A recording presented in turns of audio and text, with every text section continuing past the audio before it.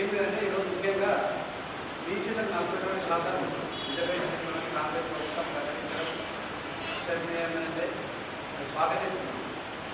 కానీ ఆర్టీఎస్ వస్తుందా రాదా తెచ్చిందా అనేది పక్కన పెడితే వాళ్ళు ఫస్ట్ పార్టీ మీద 42% ఇచ్చుకుంటూ మిగతా పార్టీలో కూడా మనం అడగడం జరిగింది.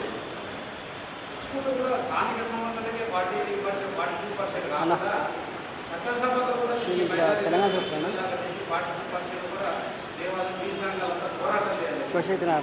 ఇప్పుడు మనం రాబోయే రోజుల్లో బీసీ జనరేషన్ కూడా మనం మన మార్గదర్శకం చేసినప్పుడు అవుతుంది.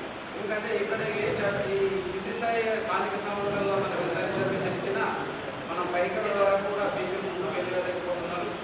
మరి ఈరోజు సో రౌండ్ టేబుల్ సమావేశాలు కూడా పెట్టడం చాలా సంతోషనీయం.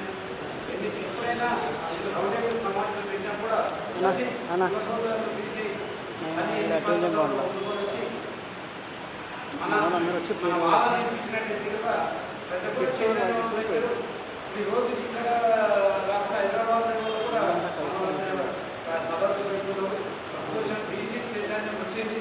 అక్కడ కూడా సీనియర్ అనుకోవడం ఏంటంటే బీసీ అయిందని కూడా కాంగ్రెస్ ప్రభుత్వానికి వచ్చిన బీసీ ఎక్కువ వచ్చినా కూడా వారు కాంగ్రెస్ ప్రభుత్వం కూడా ధన్యవాదాలు తెలుపుకోవడం దానికి తప్పేం లేదు.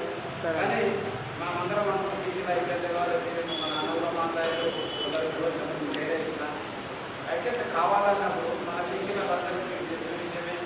మన ఎమ్మెల్యేలు కూడా అవకాశం వచ్చింది, మంత్రులు కూడా అవకాశం వచ్చింది.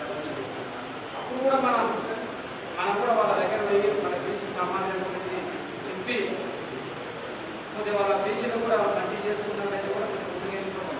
మనం అప్పుడు వెంటబడిపోతున్నాం. ఎందుకంటే కొన్ని మన వాళ్ళకి ఇచ్చినప్పుడు కూడా మనం మన రైట్ సైడ్ అయితే మనం వెంటబడిపోతున్నాం. మనం కూడా కొంచెం తక్కువ లేకుండా కూడా సమాజం అంతా బీసీ సమాజం ఉంటుంది.